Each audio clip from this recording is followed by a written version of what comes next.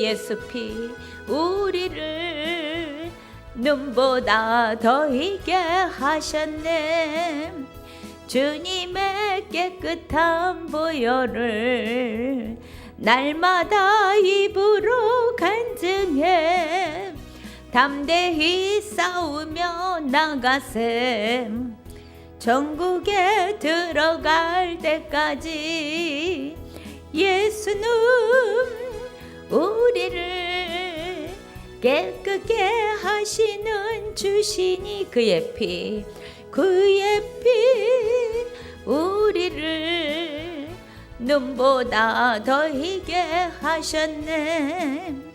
십자가 단단히 붙잡고 날마다 이기며 나가세.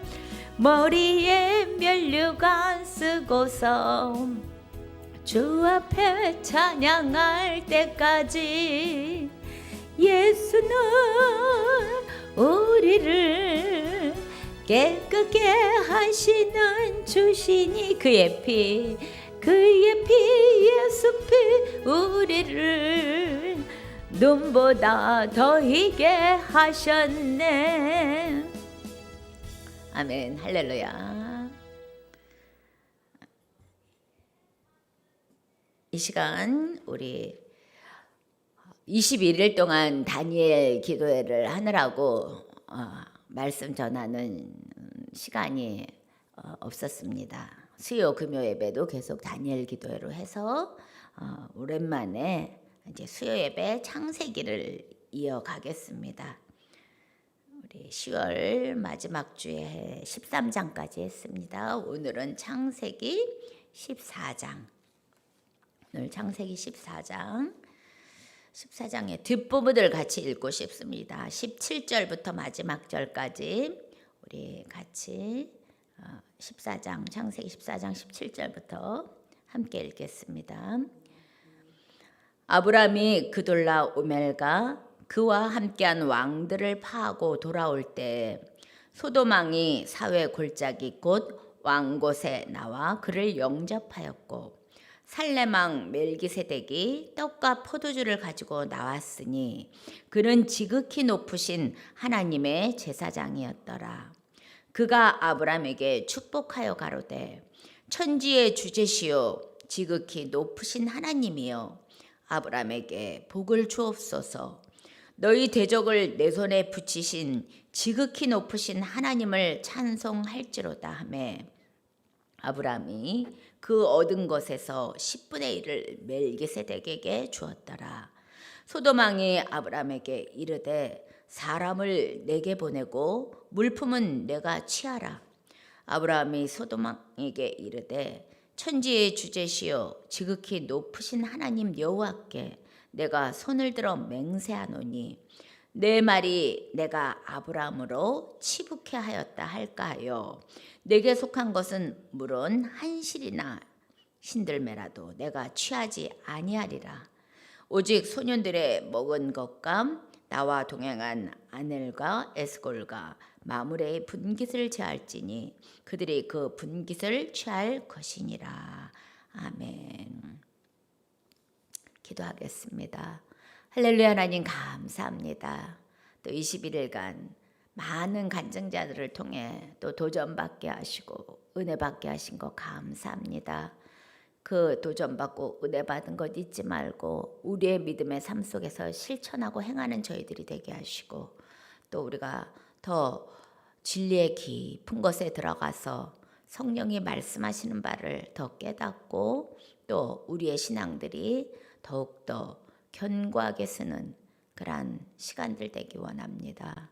오늘도 성령의 나타나심과 능력으로 증거케 하시고 이 말씀을 통해서 주님의 뜻이 증거되고 우리에게는 양식이 되어서 더 힘있게 정말 하나님의 뜻에 순종하며 믿음으로 승리하도록 도와주옵소서. 함께하는 모든 온라인상의 하나님의 자녀들에게 동일한 은혜를 베풀어 주시고 우리에게도 오늘도 축복의 시간 되도록 이끌어 주옵소서. 감사드리며 예수 그리스도 이름으로 기도하옵나이다. 아멘. 예. 오늘 14장의 이야기는 전쟁의 이야기입니다. 전쟁의 이야기로 시작이 됩니다. 이 전쟁의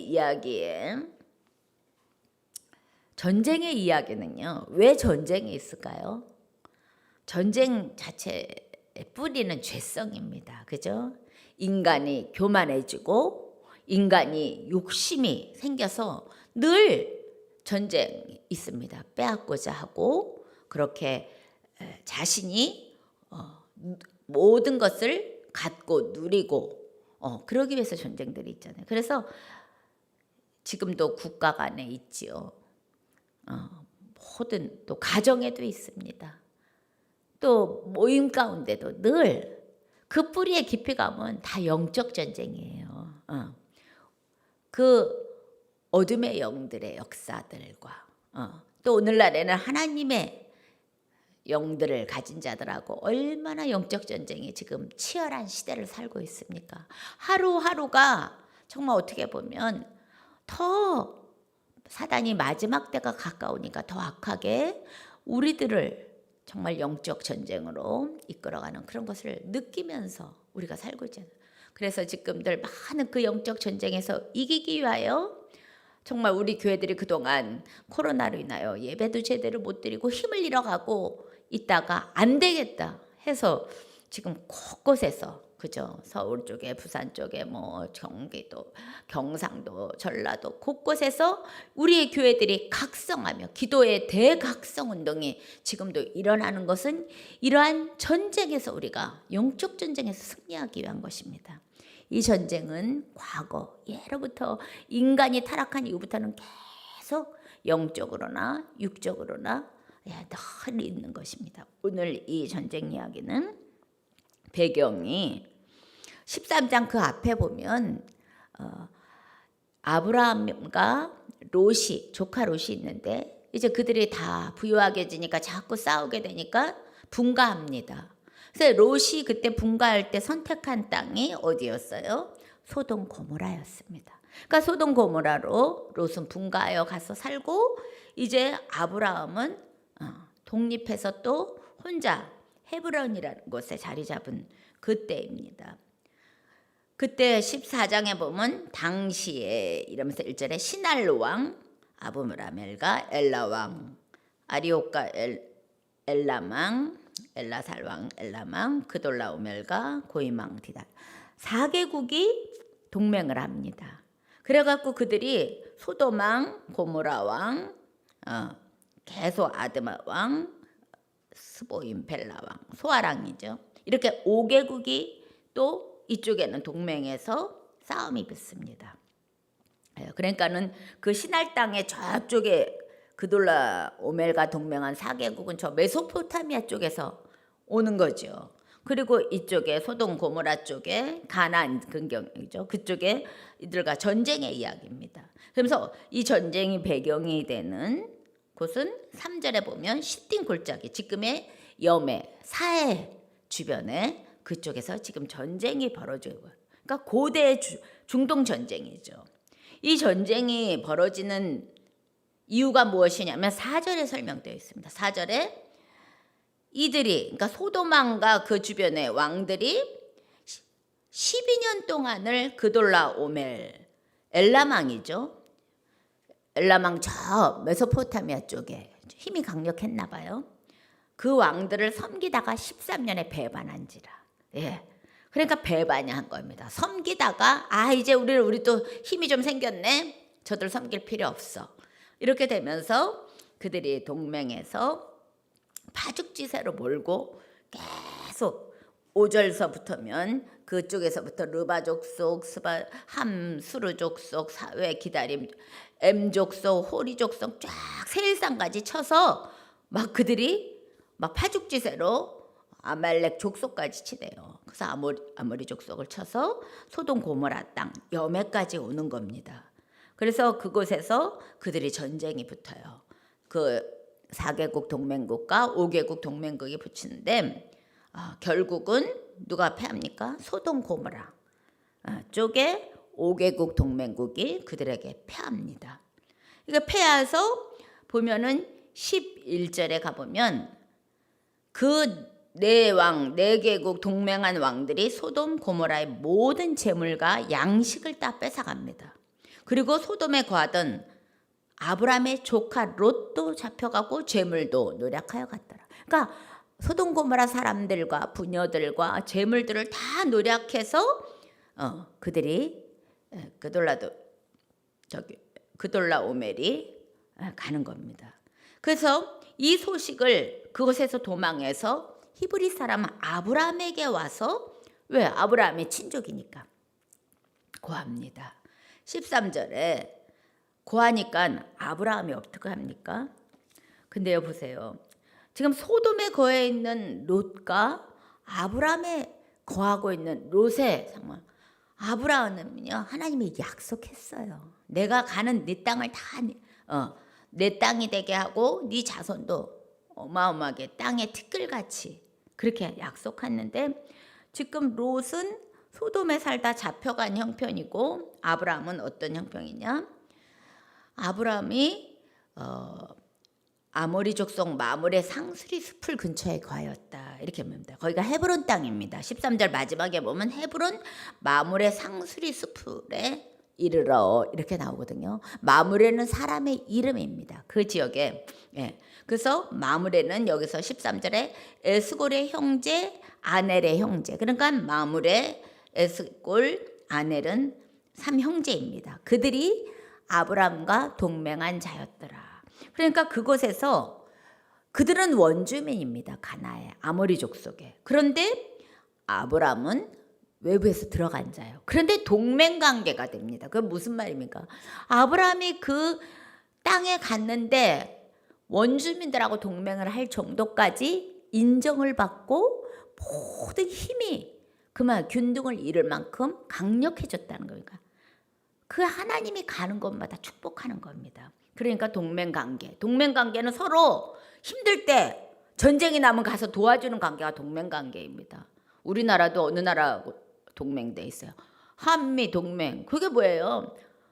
한국을 위험한 전쟁 상황에 있을 때 미국은 동맹이기 때문에 와서 도와줘야 되거든요. 미국이 전쟁 나면 우리가 미국 가서 도와줘야 되고, 그럴 일은 별로 없겠지만 이게 동맹관계입니다. 그래서 아브라함이 마므레 그들과 동맹을 맺었더라. 그렇게 그 땅에 힘을 가진 자로서 자리 잡은 겁니다. 근데 와서 지금 조카가 사로잡혔음을 듣고 14절에 보면 어떻게 하냐면, 아이고 욕심내고 좋은 땅으로 가더니 이 녀석이 이랬네, 이런 게 아닙니다. 그는 그 조카의 어려움을 외면하지 않습니다. 사실 힘이 안 되죠. 이때는 족장 시대예요. 그래서 족장들이 조그만 힘을 다 갖고 있지만 이들은 지금 강력한 힘을 가는 왕들이 4개국이 동맹을 해서 지금 많은 족속들을 막 파죽지세로 다 쓰러뜨리고, 소돔이란 도시는 더 강력한 도시거든요. 소돔 고모라는. 거기까지도 다 패했거든요. 그러면 아브라함이, 야, 우리가 무슨 힘으로 그들과 싸워서 롯을 데려오겠니? 이럴 수 있을 거예요. 그런데 어떡합니까? 자기 집에서 훈련시켜서, 가신이라고 그러죠. 자기 집에서 연습한 자 318인을 거느리고 가자, 롯을 구하러 가자 하고 단까지 쫓아가더라. 그러니까는 뭐예요? 수적으로는 열악하죠. 힘으로는 열악하죠. 근데 아브라함이 움직일 수 있었던 힘이 무엇일까요? 아브라함은 하나님의 도우심으로 지금도 이렇게 자기가 됐다는 걸 알고 있잖아요. 하나님의 도우심이 있다는 걸 아는 겁니다. 수적으로 이기는 게 아니라는 걸 알고 있기 때문에 용기 있게 구하러 가는 겁니다. 우리가 사무엘상에 가보면 그런 것들이 많이 나오잖아요. 사무엘상 7장에도 가보면 블레셋하고 해서 그들이 얼마나 그들에게 전쟁에서 패하고 할 때 사무엘이 미스바로 모여라. 너희의 유상을 다 버리고, 그리고 우리가 하나님 앞에 정말 금식하며 기도하자 할 때 어떻게 합니까? 기도할 때 하나님께서 블레셋 사람에게 큰 우레를 바래갖고 그들을 어지럽게 해서 패하게 하시잖아요. 그래서 사무엘이 돌을 취하여 미스바와 센 사이에 에베네스를 하나. 이것까지 우리를 도우신 하나님. 하나님이 하시면 우레를 발해서 스스로 자멸하게도 하시는, 그 숫자인 거하고 관계없는 거예요. 하나님이 하시는 겁니다. 사무엘상 14절에도 여호와의 구원하심은 사람이 많고 적음에 달린 것이 아니다, 이런 말씀이 나옵니다. 그러니까 하나님이 하시면 숫자와 관계없다는 거죠. 다윗이 그 골리앗과 싸울 때도 너는 창과 칼과 창으로 나오지만 만군의 여호와 그 하나님, 전쟁은 하나님께 속한 것이다. 그러니까 숫자도 아니고 힘도 아니라 전쟁은 하나님 손에 달렸기 때문에 승리할 수 있다라는 믿음이거든요. 근데 지금 아브라함이 318인을 두고 그들을 쫓아갈 수 있었던 것은 하나님의 도우심에 대한 믿음을 갖고 가는 것입니다. 그래서 가갖고 어떻게 합니까? 가신들을 나누어서 15절에 밤을 타서 다쳐서 파하였더라. 예, 그때 하나님이 지혜를 주셨겠죠. 그리고 하나님이 함께 하시니까 그들을 쳐서 다맥세게까지 가서 빼앗겼던 재물들을 다 찾고 자기 조카 그리고 부녀와 인민들 다 소돔의 그 사람들의 재물과 사람들을 다 취해서 가지고 돌아옵니다. 예, 그러니까 뭐예요? 하나님이 하시는 거잖아요.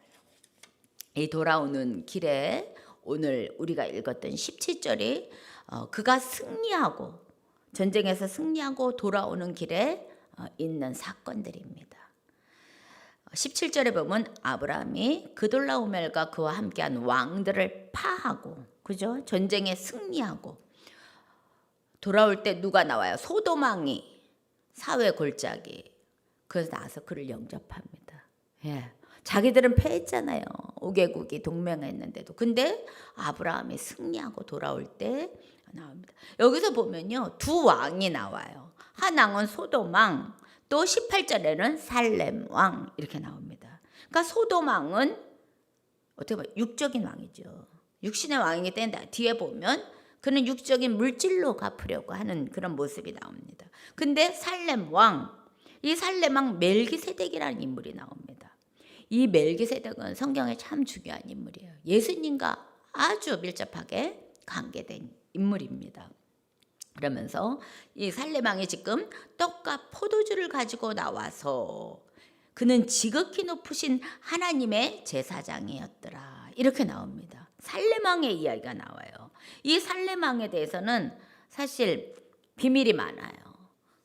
여기서 잠깐 나오고 어디 가서 그 살렘 왕에 대한 이 멜기세덱에 대한 설명이 히브리서에 가면 히브리 기자가 잘 말하고 있는 부분이 있습니다. 우리가 히브리서 7장을 좀 잠깐 보시겠습니다. 멜기세덱이 중요합니다. 그래서 멜기세덱을 우리가 잠깐 보고 지나가겠습니다.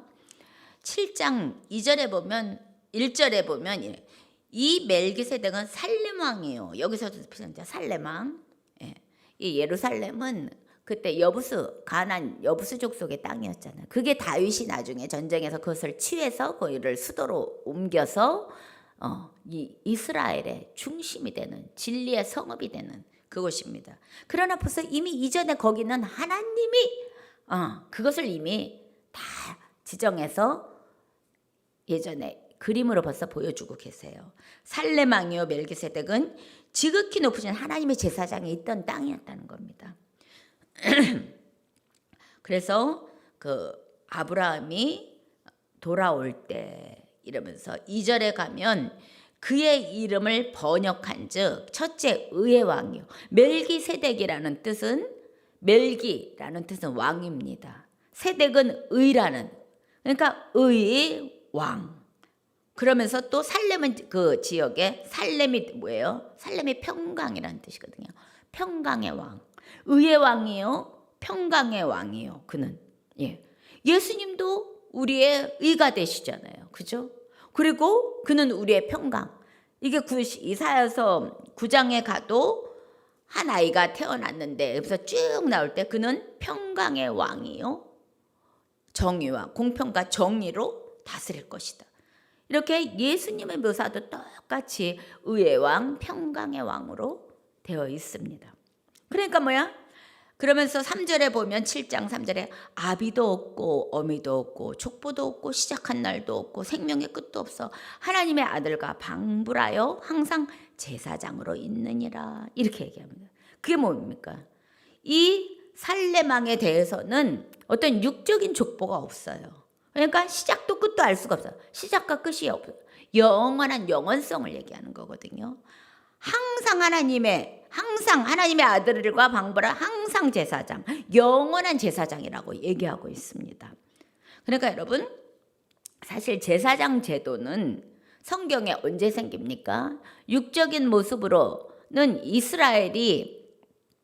아브라함으로부터 이스라엘이 출애굽하는 건 거의 500여 년이 지나서잖아요.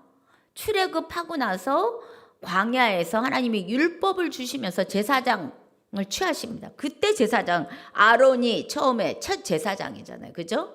그래서 아브라함으로부터 500여 년이 지난 다음에 출애굽 이후에 아론의 제사장 제도가 생기는데 이미 아브라함 때 살레망 제사장 여호와의 제사장이 이미 있었다는 겁니다. 영원한 제사장의 모형이 이미 이스라엘의 제사장 제도가 있기 전에 아브라함에게 보여주십니다. 그래서 히브리서 5장 4절에 가보면 이릅니다. 이 존귀는 아무나 스스로 취하지 못하고 오직 아론과 같이 하나님의 부르심을 입은 자. 제사장 사람이 정한 거 아닙니다. 레위 지파 아론의 반열은 하나님이 정하신 거거든요. 그러니까 스스로 취한 게 아니라 하나님의 부르심이라고 그랬어요. 제사장은. 그런 것 같이 그리스도가 제사장의 대심도 스스로 영광을 스스로 내가 제사장이 하신 게 아니라는 겁니다. 오직 말씀하시니까. 하나님이 말씀하시는데 시편에 나오잖아요. 너는 내 아들이니 내가 오늘날 널 낳았다. 하나님의 아들이다. 이렇게 말씀하시고 또 시편 110편에 가보면 4절에 네가 영원한 멜기세덱의 반차를 쫓은 제사장이라고 하나님이 여호와께서 이르시되 주께 이르시되 하면서 너는 멜기세덱의 반차를 쫓는 영원한 제사장이야 하고 분명하게 구약에서 예수님을 통해서 예수님에게 하신 말씀이 나옵니다. 이렇게 이미 예수님은 제사장을 스스로 취한 것이 아니라 다 예정되어 있는 그런 모습입니다. 그러니까 육체의 반열에 율법의 반열에 제사장을 세우시기 이전에 이미 하늘의 모형의 영원한 제사장, 신령한 계통의 제사장이 이미 세워져 있어서 그 모습을 아브라함에게 지금 보여주고 계시고 영원한 대제사장 되시는 주님이 멜기세덱의 반차를 쫓아서 그분이 가신다. 그렇게 되는 것이 7장에 히브리서 7장에 가면 다시 한번 정확하게 그런 것들을 말씀하고 있습니다. 히브리서 7장 4절에 가보면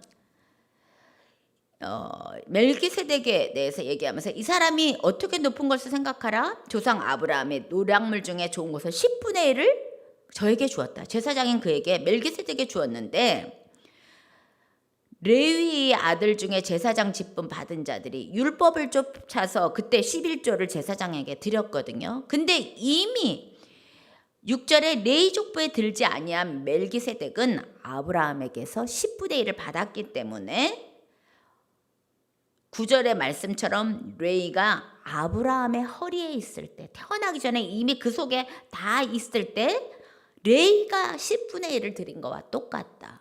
육적인 제사장의 반열의 사람들이 영원한 제사장 반열인 멜기세덱에게 10분의 1을 이미 드렸었다. 아브라함을 통해서 드렸다는 설명을 쭉 하고 있습니다. 히브리서 7장에.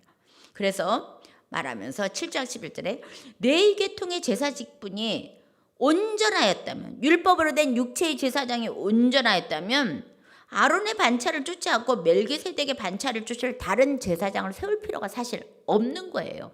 없었다. 그런데 그 율법을 번역해서 바꾸어서 레위 지파도 아닌 다른 지파에 속한 자를 세우신 게 뭐냐? 유다로 쫓아내서 유다 지파로 오시잖아요. 그거는 육체 레위 지파, 제사장 지파의 개념이 아닌 그는 완전한 15절의 말씀처럼 멜기세덱과 같은 별다른 한 제사장, 멜기세덱의 반차를 짓다. 그러니까 육체의 반열이 아닌 16절의 말씀처럼 육체와 상관된 계명의 법을 쫓은 것이 아니라 무궁한 생명의 능력을 쫓아서 이미 영원한 세계 신령계통의 멜기세덱을 세우신 것처럼 그의 반차와 같이 그의 반차를 쫓아서 예수 그리스도는 제사장으로, 영원한 제사장으로 세워졌다. 육적인 것이 아니라는 거예요. 영원한 계통은 다르다는 겁니다. 반열이 다르다는 겁니다. 그러면서 21절에도 네가 영원한 제사장, 예수는 더 좋은 언약의 보증이다. 그리고 육신에 있는 제사장들 같이 날마다 백성의 죄를 위하여 27절에 가면 제사 드릴 것 없이 단번에 자기를 드려서 완전하게 이루신 온전케 하신 것이라는 겁니다. 멜기세덱의 반차를 쫓은 영원한 대제사장인 예수 그리스도, 그분은 완전한 영원한 생명의 제사장이라는 것을 멜기세덱을 14장에 등장시키시고 히브리서에 가서는 구약에 너는 멜기세덱의 반차를 짰은 영원한 제사장이라는 설명을 구체적으로 다시 한번 설명해 주고 있습니다. 우리가 다시 10장으로 창세기 14장으로 돌아가서 보면 이 멜기세덱이 떡과 포도주를 가지고 나와서 축복하잖아요. 주님도 돌아가시기 직전에 떡과 포도주를 가지고 마지막 만찬에서 내 살과 내 언약의 피 하면서 그들을 축사하시고 주십니다.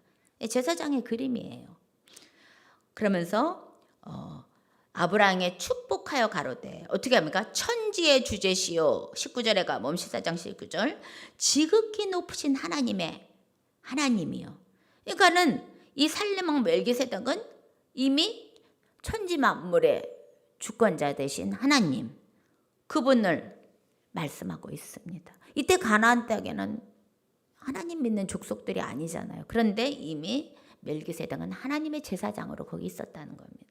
그러면서 너희 대적을 내 손에 붙이신 지급이, 그러니까 너가 승리했는데 318인 갖고 네 힘으로 이긴 것이 아니라 그 대적은 하나님이 너에게 붙이신 거다 하고 분명하게 말해줍니다. 그러면서 그 하나님을 찬송할지어다. 그렇게 할 때 아브라함이 어떻게 합니까? 10분의 1을 멜기세덱에게 주었더라. 그게 뭡니까? 인정하는 겁니다, 여러분. 10분의 1을 줬다라는 것은 인정하는 거예요, 여러분. 11조의 이야기가 벌써 여기서부터 나오는 거예요. 우리 율법에도 제사장에게 10분의 1 드리라고 하거든요. 근데 오늘날에 와서 율법이 폐했어? 11조가 필요해? 율법 시대 아니야? 11조는 필요 없어? 그래서 11조를 어떻게 해야 되나요? 이것 때문에 해야 된다 말아야 된다 싸움도 사실은 많이 있습니다. 근데 성경에 근거해서 우리는 생각해야죠. 사실 근데 여러분 생각해 보시오. 그걸 드리냐 안 드리냐 문제는 11조를 드리는 게 뭡니까? 믿음의 고백이거든요. 모든 것이 하나님이 내게 주신 것이다. 그래서 감사해서 드리는 나의 신앙의 마지노선 같은 거예요. 그게 율법에 의해서 드려야 되면 꼭 이거 뭐 그래야 구원받는다 안 받는다의 문제가 아니라 내게 모든 것을 주님이 하나님께 내 신앙의 고백에 감사로서 드리는 거예요. 율법에 머무르시면 안 되는 겁니다. 내가 하나님의 자녀됨을 표현하는 거예요. 사랑의 표현. 내가 이제 돈을 벌고 능력이 생기면 나를 키워주신 부모님에 대해서 어떻게 합니까? 우리가 물질로도 표현하거든요. 그게 어떻게 보면 자녀의 특권이에요. 권리할 수 있는, 하나님이 내 아버지니까 할 수 있는 거잖아요. 그런데 아이고 이거 정해진 거라서 안 드리면 안 된다 이런 마음으로 드리는 건 꼭 뭐예요? 마태복음 23장 23절에 가면 보잖아요. 서기관 바리새인들이 너희가 뭐예요? 박하 회양 근처에 11조는 드리지만 모양은 갖췄다는 겁니다. 율법의 모양은. 그런데 너희가 의와 인과 신은 버렸도다. 그 속에 정말 하나님에 대한 그 옳은 정말 인의 사랑, 중요한 것은 없다라는 거야. 감사는 없다는 거야. 그냥 이거 드려야 되는 형식이라는 거예요. 그런데 하나님이 뭐라고 그러십니까? 책망하시면서 야 그거 마음의 것만 드리면 돼. 이렇게 안 하거든요. 그것도 하고 박하회양 11조 너희가 갖고 있는 것도 드리고 네 마음 중심에서 하나님 사랑하는 것도 드려. 이것도 하고 이것도 해. 하나님이 둘 다 말씀하십니다. 그러니까 우리가 하나님 앞에 드리는 이 11조라는 개념을 뭐 율법적으로 폐해졌다 이게 아니라 정말 감사로 내가 드릴 수 있는 최선의 하나님의 사랑의 표현이라는 마음으로 드려야 되는 것입니다. 그래서 우리가 감사의 통로거든요. 축복의 통로이거든요, 이것이. 그러면 그걸 갖고 싸울 것도 없이요. 마땅히 감사로 할 수 있는 거지요.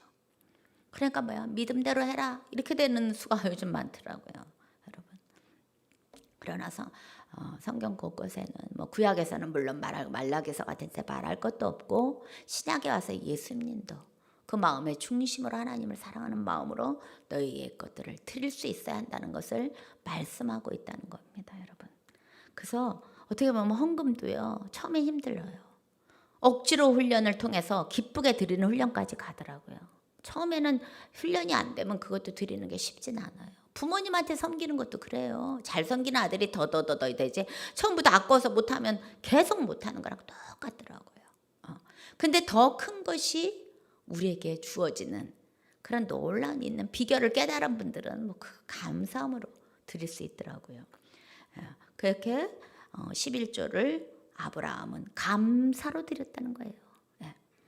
그러면서 멜기세덱에게 줍니다. 이렇게 영적인 살렘 왕의 모습, 축복을 받고 또 축복에 감사해서 하나님께 예물을 드리고 이런 모습이 영적인 모습이 보여집니다. 그러면서 21절에는 또 소돔 왕이 이러면서 소돔 왕은 육체에 속한 왕이잖아요. 그 왕이 아브라함에게 야, 사람만 보내고 물품은 네가 가져가라. 감사의 표현을 물질적으로 보답하는 겁니다. 근데 아브라함이 물질이 탐나서 곧 쫓아간 거 아니잖아요. 그러니까 뭐예요? 아브라함이 소돔 왕에게 네가 나한테 치북해 하였다. 다 계산했다. 걔가 저기 아브라함이 나 도와준 거, 내 물질 받은 거 다 아브라함 줬어. 그러니까 나는 내 도리 다 한 거야. 이렇게 할까 봐. 아브라함의 저기는 하나님께 영광. 우리가 무엇을 할 때 사람들이한테 내가 한 모든 것이 하나님께 영광 돌리는 게 위해서는 내가 이만큼 했으니까 이거 보답으로 받아야지. 그게 아니라는 겁니다. 아브라함은 물질을 초월한 사람이에요. 그러면서 아브라함이 도리어 어떻게 합니까? 근데 네가 나를 물질로 갖고선 다 계산이 끝났다고 치북했다 할까? 네에게 속한 물질의 것을 내가 건드리지 않겠다. 그냥 전쟁에 나가기 위해서 이 같이 했던 이 소년들이 먹은 것과 또 동맹했던 그 아넬 에스골 마므레가 함께 동맹이 쫓아온 그들에게만 분깃을 줘라. 이렇게 정확하게 합니다. 그리고 자기는 취하지 않습니다. 도리어 어떻게 하냐면요. 22절에 보면 아브라함이 소돔 왕에게 이르되 어떻게 해요? 천지의 주제시요 지극히 높으신 하나님 여호와께 내가 손을 들어 맹세한다. 이렇게 얘기해요. 이 말이 조금 전에 어디서 나왔단 말입니까? 위에 19절에 멜기세덱, 살랭한 멜기세덱이 아브라함을 축복할 때 한 말하고 똑같아요. 뭐라고 했어요? 그때 천지의 주제요 지극히 높으신 하나님이여 아브라함을 축복하소서 한 거와 같이 아브라함도 똑같게 소돔 왕에게 천지의 주제 지극히 높으신 하나님. 그게 뭐예요? 아브라함도 똑같이 멜기세덱에 받은 것들을 그에게 하고 있습니다.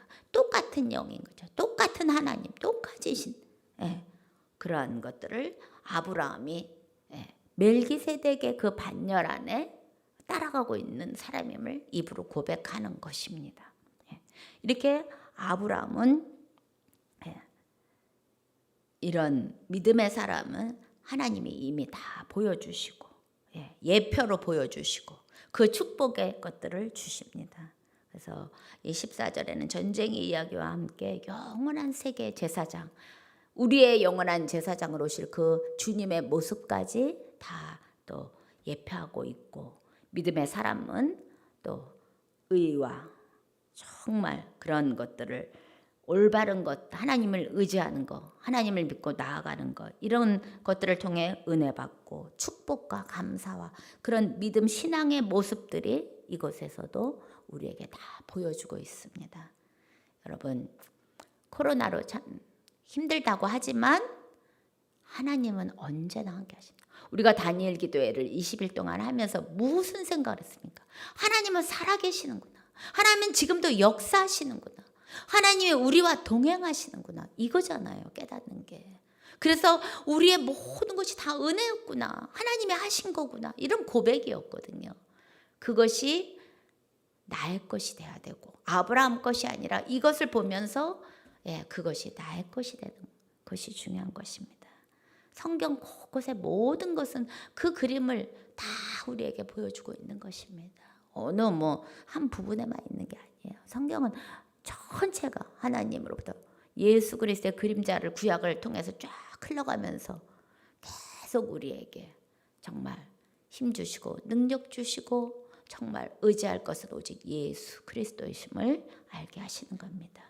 오늘도 그 예수 그리스도를 붙잡으시고 기도하시며 승리하시는 여러분 되시길 주의 이름으로 축복합니다. 정말 아브라함을 통해서 정말 그의 믿음 가진 자의 자세와 또 행함으로 나타나는 것, 또 하나님의 함께 하신다는 믿음의 확신이 하나님의 승리를 통해 영광을 돌리게 하시고 또 영원한 제사장 하나님의 제사장 만나 축복을 받게 하시고 또 그가 정말 천지의 주제요 하나님을 고백하는 그러한 믿음으로 하나님 영광 돌릴 수 있게 하신 것처럼 우리에게도 그러한 믿음으로 움직여서 살아계신 하나님을 경험하고 체험하고 동행하며 그러한 축복을 누리는 저희들 되기 소원합니다. 오늘도 우리에게 주신 말씀 붙들고 뜨겁게 기도할 때 그런 기사와 능력과 표적과 역사도 경험하며 영광 돌리게 하여 주시옵소서. 감사드리며 예수 그리스도 이름으로 간절히 기도하옵나이다. 아멘.